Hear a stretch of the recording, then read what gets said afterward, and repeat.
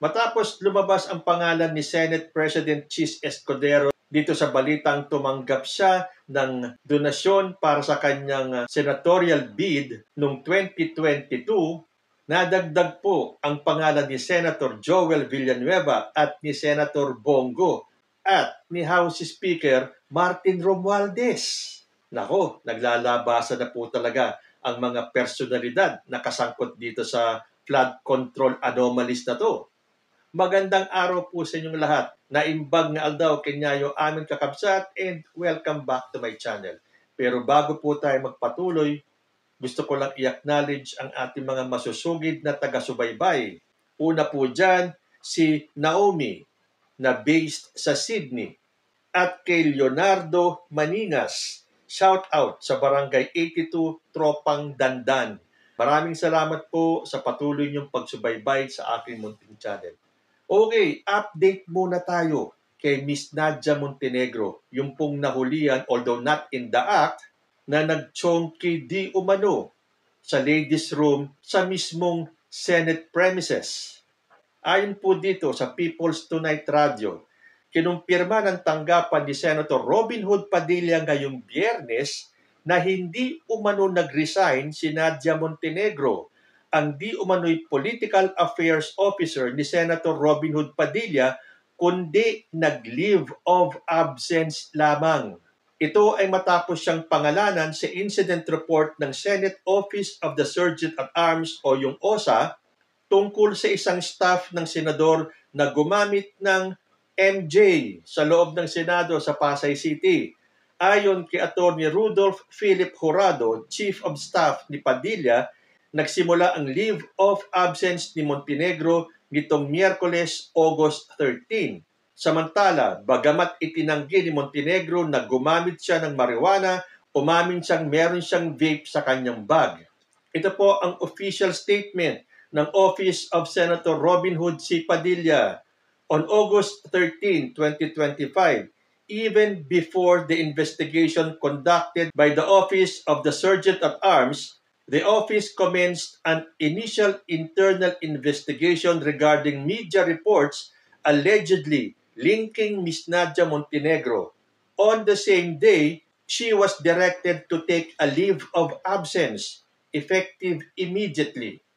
Also, on August 13, Ms. Montenegro was given 5 days or until August 18, 2025 to submit her written explanation regarding 2 news articles published by Abante and Billionario to provide her the opportunity to address and clarify the matters raised therein.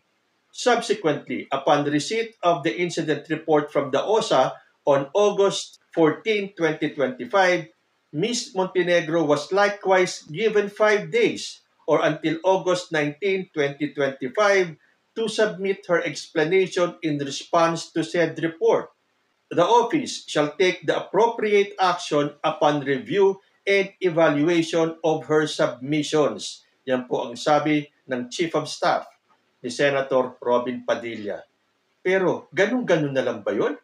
Pag-leave of absence mo na lang? Although hindi naman daw nag-resign si Nadia Montenegro. Pero sabi ng isang netizen na nag-comment, pinag-leave of absence, pag lumipas na yung issue, ibabalik din kaagad. Wala bang gagawing hakbang? Hindi man lang ba ipapadrug test? At dapat nga kung meron kang isang miyembro sa iyong opisina na pinaghihinalaang nagmamariwana, hindi ba dapat lahat ng staff mo para masiguro natin na walang ibang gumagamit? Although hindi pa naman napatunayan na gumamit nga si Montenegro kasi sabi niya meron siyang vape. Baka yun daw usok ng vape ang naamoy ng staff ni Senator Ping Lacson.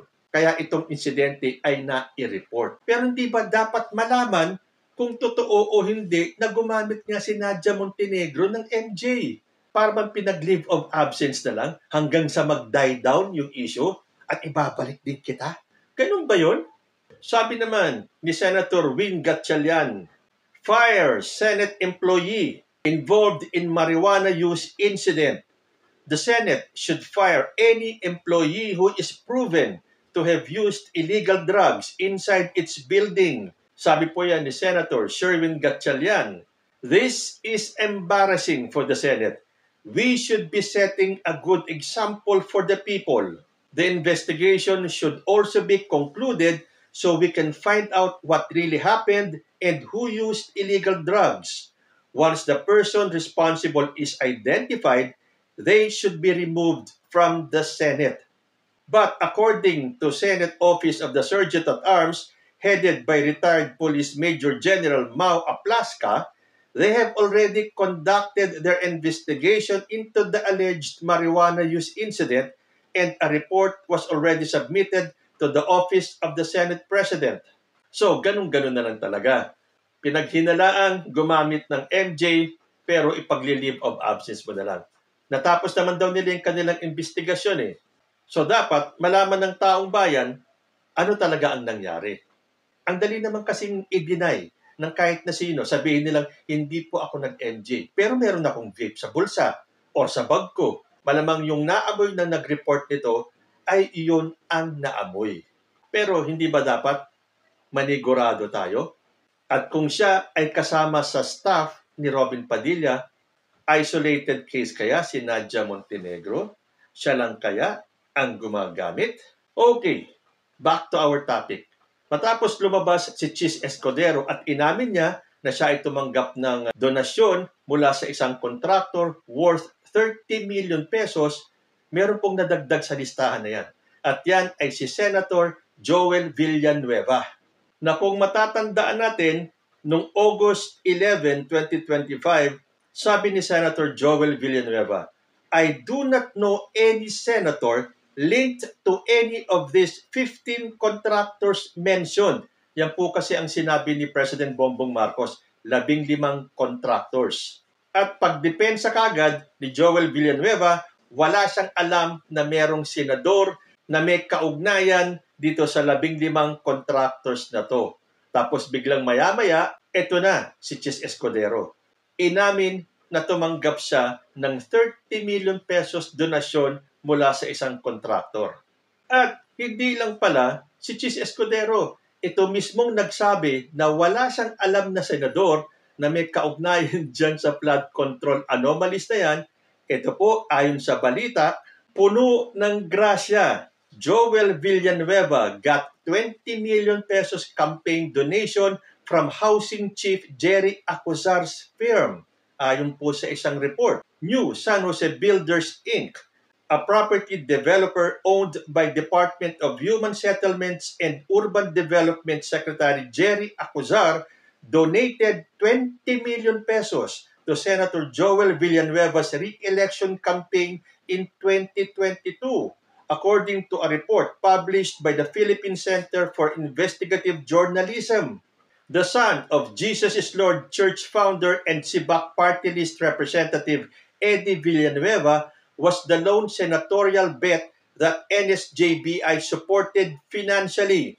Sinabi na ng Omnibus Election Code, candidates are prohibited from receiving donations from natural or judicial persons who hold contracts or subcontracts to supply the government or any of its divisions, subdivisions, or instrumentalities with goods or services or to perform construction or other works. Hindi ba alam ni Joel Villanueva ito o ni Chis Escudero na bawal tumanggap ng donasyon at ito ay nung panahon nung kanilang kampanya noong 2022. Although ito pong balitang ito ay nung May 14 pa, 2023. Pero bakit nung time na yun, 2023, na ibalita na ito na si Joel Villanueva ay nakatanggap ng 20 milyong campaign donation, bakit walang umalma? Bakit hindi nagsalita ang COMELEC? Dahil ba sa walang nagreklamo sa COMELEC? Ito naibalita na pala ito. At kung alam ng COMELEC na nakatanggap si Joel Villanueva, dahil hindi ko matandaan kung anong buwan naman or taon yung kay Chis Escudero, bakit ngayon lang ito lumalabas? So hindi ba dapat ito ay imbestigahan na kagad?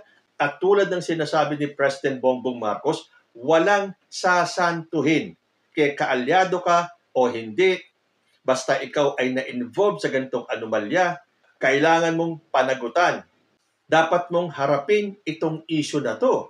Nakakagulat lang na sinabi ni Joel Villanueva that I do not know of any senator that is linked dito sa flood control bruhahan na to. Tapos, lalabas itong balitang ito ulit ngayon. Tulad nung kay Chis Escudero, 30 million. Itong kay Joel Villanueva, 20 million. Paano itong nakaligtas sa mata ng COMELEC? Pinabayaan na lang? Bakit? Dahil ba powerful itong mga taong ito? Chis Escudero, Joel Villanueva? At hindi lang yan. Meron pang isang kasangkot na senador. Ito naman si Senator Bongo. Pakinggan po natin yung balita ng bilyonaryo.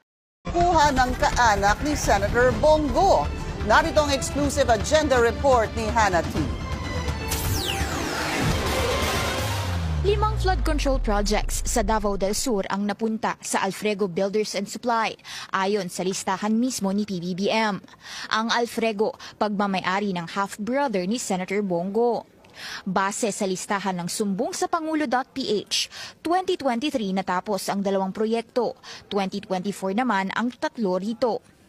In total, lagpas 326 million pesos ang halaga ng flood control projects na hinawakan ng kumpanya.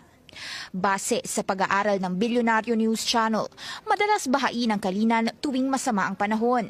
Doon constructed ang majority ng nasabing projects ng Alfrego sa Davao del Sur.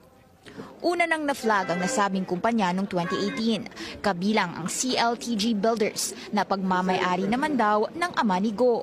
Yan ay dahil sa pag-corner umano ng billions worth of contracts sa Davao Region, kasamang DPWH for over a decade. O ano masasabi ninyo? Ano ba ang nangyayari sa ating mga senador? Unless itong mga balitang ito ay part ng demolition job sa mga senador na pumanig na i-archive ang impeachment case ni Sara Duterte. Nakakawalang tiwala na ang ating Senado. But to be fair, hindi lang po pangalan nila ang nasasangkot. Kasama rin po si House Speaker Martin Romualdez at 5 pang mga kongresista. Lumabas po kasi itong balita galing sa North Central Luzon News. Ito ang mga tao sa likod ng 811 bilyong pisong flood control program ng pamahalaan. At sila ay sina House Speaker Martin Romualdez, former House Committee on Appropriations Chairman, and ako Bicol Party List Representative Zaldi Co, Deputy Speaker and Quezon 2nd District Representative David J.J. Suarez, Senior Deputy Speaker Aurelio Gonzales Jr., Majority Floor Leader Manix Dalipe, at si Construction Workers Solidarity Party List Representative Edwin Gardiola. Sa kabila ng mahigit 100% na pagtaas sa flood control budget ng DPWH mula 2022, nananatiling lubog sa baha ang maraming lugar sa Pilipinas sa tuwing may malakas na pag-ulan. Yan po ang sinabi ng Philippine News Channel. Dahil kinuha nila ito sa sinabi ni Senator Ping Lacson na meron 67 na kongresista na kasama sa anomalyang ito. So hinanap po natin yung sinabi ni Senator Ping Lacson. Ayon sa Inquirer.net, ito ay published noong August 11, 2025. Congressmen, contractors in flood control works, sabi ni Senator Ping Lacson, a modus operandi apparently involving members of the House of Representatives or their relatives moonlighting as contractors may have been adding to overpriced or substandard construction or both of flood control and other infrastructure projects. In an interview with Radio DCWB on Sunday, Senator Ping Lacson said the scheme, dubbed as Passing Through, is known within the Department of Public Works and Highways. Although natapos ko yung article na Inquirer, wala pong binanggit na pangalan si Senator Ping Lacson.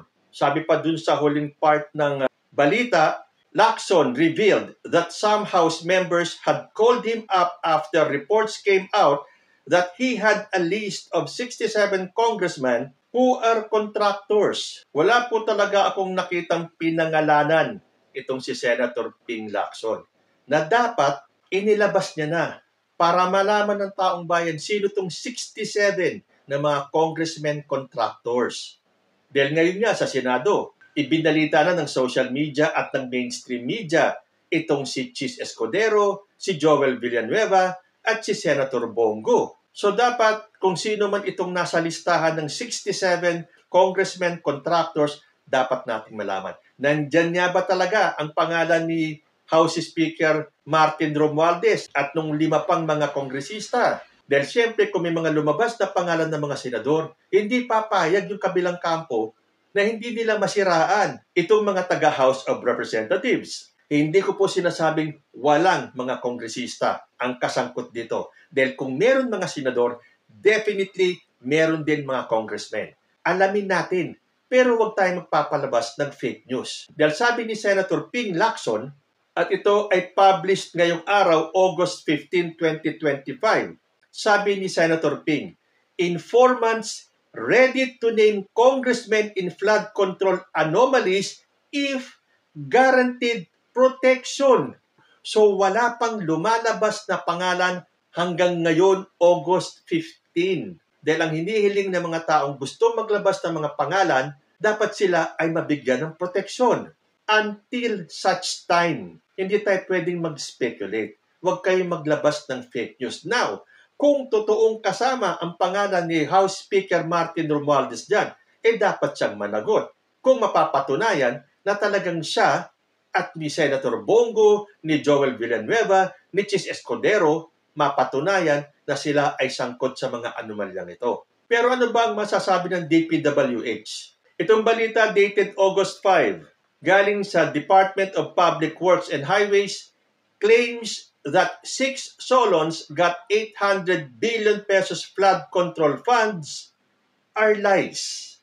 Claims spreading on social media that 6 lawmakers were allegedly able to corner 800 billion pesos worth of flood control funds are absurd. Public Works Secretary Manuel Bonoan said during a House of Representatives hearing. During the DPWH briefing before the House Committee on Public Accounts, Bonoan was asked by lawmakers if he can confirm the claims supposedly made by a social media blogger. According to Bonoan, such claims are preposterous as it is impossible to allocate 800 billion pesos for just 6 legislative districts. Tinanong ni Senior Deputy Speaker and Quezon Representative David Suarez, si Public Works Secretary Manuel Bonoan, kung totoo itong mga kumakalat na balita. Sabi ni Bonoan, what I am saying is that we don't have any specific record of this kind of allocation for the 6 congressmen that had been put into this post. So wala daw specific na mga record na mag-uugnay dito sa 6 na kongresista sa lumalabas na peking balita. Kaya ako duda kanina nung nakita ko tong post na to Kasi yung kay Chis Escudero, lumabas na po yan sa mainstream media. Itong kay Joel Villanueva, meron pa talagang post yan. May news article pa yan. Itong kay Bongo, napanood nyo naman, galing sa bilyonaryo. Pero dito sa post na to, nakasama ang pangalan ni House Speaker Martin Romualdez, wala tayong nakikitang news article. Pinagbasehan lang nila yung sinabi ni Senator Ping Lacson na may 67 kongresista ang kasama sa anomalyang to. Although wala siyang pinangalanan at sinabi pa nga niya, may mga taong gustong magsiwalat kung sino ang mga kasama sa anomalyang to, pero dapat bigyan sila ng kaukulang proteksyon. So meaning, wala pang inilalabas na pangalan. Maghintay tayo. Lalabas at lalabas yan. Ako gusto ko rin malaman para mapatunayan natin yung sinabi ni President Bongbong Marcos na wala siyang sasantuhin, kaalyado man o hindi. Lumabas na ang pangalan nitong mga senador na sina Chis Escudero, Joel Villanueva, Bongo. May iba pa kayang lalabas? At dito sa side ng mga kongresista, dapat malaman ng taong bayan kung sino-sino naman ang kasangkot dito. The people of the Philippines has the right to know. Pero wag tayong basta-basta nagpapakalat ng fake news. Bad yan. Kayo po, ano ang masasabi ninyo? Comment lang po down below and I will see you in my next video. Diyos, ti Agnina.